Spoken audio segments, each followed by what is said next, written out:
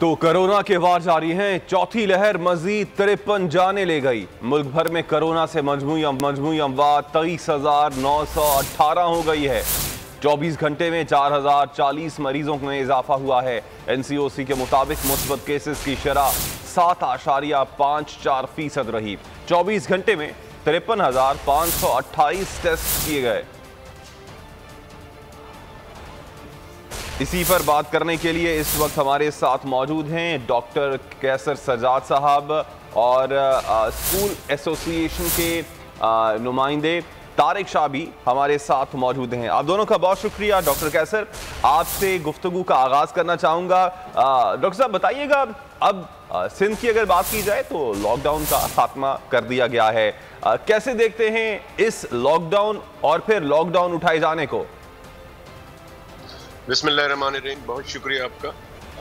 देखें, बात सारी ये है कि जो लॉकडाउन लगा था उसका बुनियादी मकसद सिर्फ यही था कि कोरोना वायरस का जो वेरिएंट है, जिसको डेल्टा वेरिएंट कहते हैं, और ये जो इंडियन वेरिएंट है, ये बहुत तेज़ी से एक से दूसरे में ट्रांसफ़र होता है। और हमने कराची में देखा कि नंबर ऑफ़ केसेस बहुत तेज़ी से बढ़ रहे थे और 30% पॉजिटिविटी रेट चला गया था। तो हॉस्पिटल्स पे बहुत ज़्यादा बर्डन था सॉरी।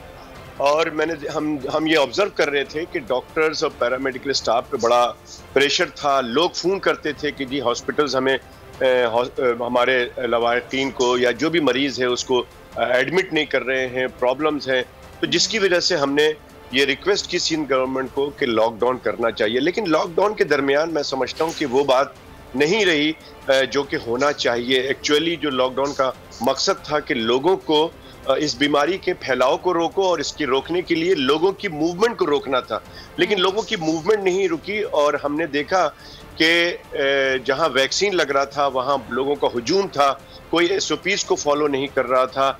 और नादरा के दफ्तर पे हमने देखा कि वहाँ बहुत हुजूम था, क्योंकि सेक्सेशन सर्टिफिकेट हासिल करने के लिए कोई मखसूस 2-3 जगहें बना दी गई थी नादरा के ऑफिस की। लोग वहीं जाते थे, वहीं हुजूम होता था, तो जिसकी वजह से बहुत ज़्यादा, तो इस तरह से मैंने देखा बहुत सी जगहों पे कि SOPs को फॉलो नहीं किया जा रहा था। गो के अल्लाह का शुक्र है कि नंबर ऑफ केसेस थोड़े कम हुए हैं। मैं समझता हूँ कि अब एक अच्छी बात यह है कि देखें, लोगों को भी शिकायत थी कि हमारा रोज़गार नहीं चल रहा, कारोबार नहीं चल रहा।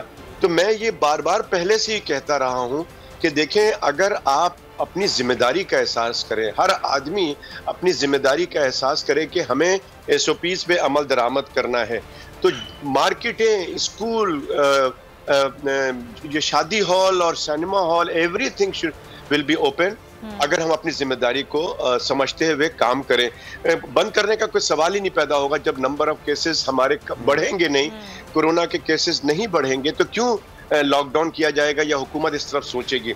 तो मैं समझता हूं कि अब, पहले तो ये बात नहीं की गई थी, लेकिन खुदारा मैं तमाम लोगों से दरख्वास्त करूंगा कि जी अगर कोई दुकानदार है, अगर कोई और ऐसी इदारा है जहां पर आप खुद वैक्सीनेट हो जाएं, अपने तमाम लोगों को वैक्सीनेट कराएं और मास्क लगाकर, उसके बावजूद भी मास्क लगाएं, और जो आपके पास आ रहा है उसको भी बगैर मास्क के आने ना दें।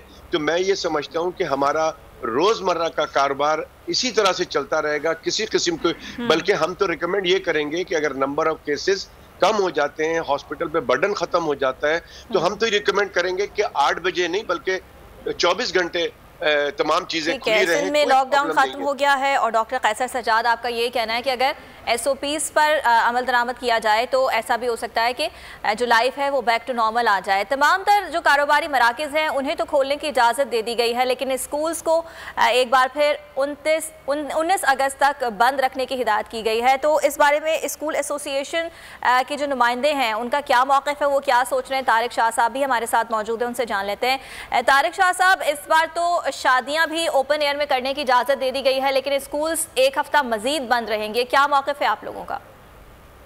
जी जनाब, बहुत शुक्रिया, आपने ऑन बोर्ड लिया। देखिए, अभी लॉकडाउन ख़त्म हो चुका है, लेकिन तालीमी लॉकडाउन अभी भी बरकरार है और हमने हमेशा से कहा है कि हुकूमत की प्रायोरिटी तालीम नहीं रही है। आप देखें, हमेशा ही कहते हैं कि कारोबार चलाने की ज़रूरत है, मुल्क कैसे चलेगा, क्या बिजनेस नहीं होगा तो दुकानें खोलनी पड़ेंगी, वरना ताजिर परेशान हो जाते हैं। तो अब आप ही देखें कि हमारे मुल्क से वैसे ही 1.5 साल गुजर चुका है, इतनी डिसकंटिन्यूएशन के साथ हमने बच्चों को तालीम दी है, ऑनलाइन एजुकेशन में बहुत मुश्किल हुई है। और अभी भी अगर हम इस पे सोचते रहेंगे कि तालीम जो है ना हमें कब खोलनी है, एजुकेशन इंस्टीट्यूशंस कब खोलने हैं, तो देखिए बहुत देर हो जाएगी। बच्चों को वैसे ही स्कूल में लाना बहुत मुश्किल टास्क हो चुका है। और अभी भी आप ही देखें बहुत सारे पेरेंट्स ने अपने बच्चों को स्कूल से विड्रॉ कर लिया है और आउट ऑफ स्कूल बच्चों की तादाद बढ़ती जा रही है। और सबअब्स के अंदर बच्चे जो है वो चाइल्ड लेबर की तरफ चले गए। हमें इस पे गौर करना पड़ेगा कि हमारी तालीम का मयार, हमारी तालीम किस तरफ जा रही है। हमने बारहा हुकूमत से अपील की है कि हमने SOP से पूरी तरह मुकम्मल अमल दरामद किया। जो जो हमें कहा गया 50% स्ट्रेंथ कहा गई, हमने उसमें पढ़ाया। हमें कहा गया कि आपको जो है वो तमाम असातिज़ा को वैक्सीनेट करवाना है, हमने तमाम असातिज़ा को वैक्सीनेट भी करवा दिया है। हमने मास्क पर पाबंदी की हुई है, बच्चे ग्राउंड में नहीं आते, क्लास में ही बैठते हैं, कम टाइम के लिए स्कूल आते थे और फिर चले जाते थे। तो अब इन सब वजूहात में, इन सारी सिचुएशन के अंदर तालीमी इदारों को बंद नहीं करना चाहिए था। अब अगर आपने आउटडोर डाइनिंग अलाउ कर दी, आउटडोर शादियां अलाउ कर दी हैं, तो फिर तालीमी इदारे क्यों नहीं अलाउ किए जा रहे? तालीमी इदारों के अंदर कुछ, मेरे ख्याल से मैं आपको बताऊं, 100 से भी कम ऐसे तालीमी इदारे होंगे जहां पर एयर कंडीशन चलते हैं। आप उनको पाबंद कर दें कि वो एयर कंडीशन बंद करें, खिड़कियां खोलें और एयर ही क्लासरूम कर दें, वरना मेजॉरिटी जो स्कूल्स हैं और कॉलेजेस हैं सब जगह जो है वो एयरी क्लासेस होती हैं। ठीक, आपसे तारिक साहब इस हवाले से भी जरूर पूछूंगा कि आप क्योंकि टेक्नोलॉजी का दौर है, तो क्या परमानेंट बेसिस पे स्कूल जो हैं वो ऑनलाइन तालीम पे स्विच हो सकते हैं या फिर नहीं हो सकते हैं? लेकिन डॉक्टर साहब आपकी जानिब आना चाहूंगा, जब कोरोना आया था तब कहा जा रहा था तकरीबन 1 साल तक शायद हमें इसके साथ रहना पड़ जाए। अब 1.5 साल गुजर चुका है। एक ये भी मौकिफ है कि शायद हमें इसको बतौर लाइफस्टाइल अपनाना पड़ेगा। अब तक कितनी रिसर्च हो चुकी है और क्या समझते हैं कब तक हम इस कोरोना से छुटकारा हासिल कर लेंगे? देखिए, ये बहुत इंपॉर्टेंट आपकी बात है और बहुत इंपॉर्टेंट सवाल है। ये हमने कभी भी नहीं कहा कि 1 साल तक हम इसी तरह से ज़िंदगी गुजारेंगे, बल्कि हम अभी ये कह रहे हैं कि ये काफ़ी अरसा हमें इसी तरह से ज़िंदगी गुजारनी होगी। और मैं समझता हूँ कि ये एक डिसिप्लिन, कोरोना हमें डिसिप्लिन सिखा रहा है, इसमें कोई बुराई नहीं है और इस्लाम भी हमें डिसिप्लिन सिखाता है। तो मैं समझता हूँ कि अभी कुछ सालों के लिए तो मेरे ख्याल में इसी तरह से ज़िंदगी गुजारनी होगी, जब तक कि हमारे लोग से नहीं हो जाएंगे, तब तक मैं समझता हूं कि ये जो दुनिया है वो कुछ इसी तरह से चलता रहेगा। कुछ नए वेरिएंट्स आएंगे, कुछ और चीज़ें होंगी, नई रिसर्च होगी, फिर हम परेशान होंगे। फिर इस तरह करते हुए एक वैक्सीन ऐसी बन जाएगी जो कि आप जिस तरह से फ्लू वैक्सीन है, फ्लू वैक्सीन भी तकरीबन मैं समझता हूं कि 80-90 साल के बाद जब इन्फ्लुएंजा वायरस का जब अटैक आया था 1918 में, तो भी यही सिचुएशन थी और अब वैक्सीन आ गई है, वो हर साल लगती है। तो मैं समझता हूँ कि कोरोना वायरस का भी कुछ इसी तरह का सिचुएशन बनेगा और आगे चल के हम देखेंगे कई सालों बाद हम देखेंगे कि लोग जो है वो छुट्टी कर लेंगे और हम पूछेंगे कि भाई क्या हुआ था, क्या 2 दिन क्यों नहीं आया आप? भाई कोरोना हो गया था मुझे। तो जिस तरह से अभी हम कहते हैं कि जी फ्लू हो गया था हमें, हमने इसलिए नहीं आए, तो ये कोरोना का सिस्टम अब तो चलेगा, हमें इसी के साथ जिंदगी गुजारनी होगी। 2 चीजें बहुत अहम है। अगर आप चाहते हैं कि आपका कारोबार, आपकी तमाम चीजें चलें, तो हर आदमी का इम्पोर्टेंट रोल अदा करना पड़ेगा, चाहे वो स्कूल हो, चाहे कॉलेज हो, चाहे बाजार हो, चाहे वो कोई भी बिजनेस हो, चाहे वो कोई भी काम है। इवन कि मैं क्लिनिक करता हूँ तो मेरे क्लिनिक के अंदर मैं मास्क डेफिनेटली लगा के रखता हूँ। तो जो क्लिनिक के अंदर मरीज या उसका अटेंडेंट आता है तो मैं उसको, अगर मास्क के बगैर होता है तो मैं उसको बाहर कर देता हूं कि जी आप प्लीज बाहर चले जाएं, मास्क के बगैर आप अंदर नहीं आएंगे। तो मैं समझता हूं कि हर आदमी, हर बिजनेसमैन अगर ये काम करे कि जी नहीं जी विदाउट मास्क हम अलाउ नहीं करते, तो बहुत अच्छा एक हमारा सिस्टम डेवलप हो जाएगा।